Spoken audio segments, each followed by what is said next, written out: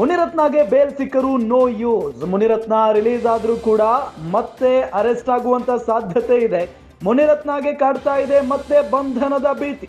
ಮುನಿರತ್ನ ವಿರುದ್ಧ ಅತ್ಯಾಚಾರ ದೂರು ದಾಖಲಾಗಿದೆ. ಕಗ್ಗಲೀಪುರ ಠಾಣೆಯಲ್ಲಿ ದೂರು ದಾಖಲಾಗಿದೆ. ಸಮಾಜ ಸೇವಕಿಯಿಂದ ಮುನಿರತ್ನ ವಿರುದ್ಧ ದೂರು ದಾಖಲಾಗಿರೋದು. ನಿನ್ನೆ ತಡರಾತ್ರಿ ದೂರು ನೀಡಿದ್ದಾರೆ ಸಂತ್ರಸ್ತ ಮಹಿಳೆ. ಕಗ್ಗಲೀಪುರ ಪೊಲೀಸರು ವಶಕ್ಕೆ ಪಡೆಯುವಂತ ಸಾಧ್ಯತೆ ಇದೆ. ಮುನಿರತ್ನ ಬಂಧಿಸಲು ಕಗ್ಗಲೀಪುರ ಪೊಲೀಸರು ಕಾಯ್ತಾ ಇದ್ದಾರೆ. ಈಗ ಜಾತಿ ನಿಂದನೆ ಭ್ರಷ್ಟಾಚಾರ ಪ್ರಕರಣದ ಅಡಿ ಅವರನ್ನ ಮೊದಲಿಗೆ ಅರೆಸ್ಟ್ ಮಾಡಲಾಗಿತ್ತು. ಅದಾದ ನಂತರ ಈಗ ಕೋರ್ಟ್ ಷರತ್ತುಬದ್ಧ ಜಾಮೀನನ್ನ ನೀಡಿದೆ ಮುನಿರತ್ನ ಅವರಿಗೆ. ಇದರ ನಂತರ ಮತ್ತೊಂದು ಪ್ರಕರಣ ಈಗ ಮುನಿರತ್ನ ಅವರ ಮೇಲೆ ದಾಖಲಾಗಿರೋದು. ಅದು ಅತ್ಯಾಚಾರ ಪ್ರಕರಣ ದಾಖಲಾಗಿದೆ. ಹಾಗಾಗಿನೇ ಮುನಿರತ್ನಗೆ ಬೇಲ್ ಸಿಕ್ಕರೂ ಕೂಡ ನೋ ಯೂಸ್.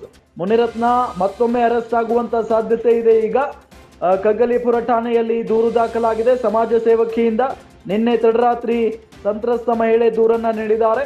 ಕಗ್ಗಲೀಪುರ ಪೊಲೀಸರು ವಶಕ್ಕೆ ಪಡೆಯುವಂತ ಸಾಧ್ಯತೆ ಇದೆ.